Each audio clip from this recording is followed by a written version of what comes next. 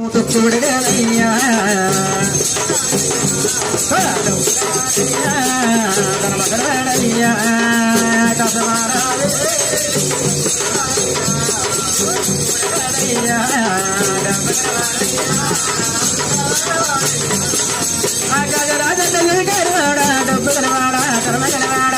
మిత్రులతోడు తొలగతాడా డబ్బు తనమనతోడు తొలగతాడా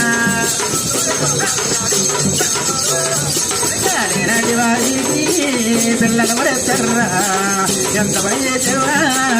గర్వన కొడుక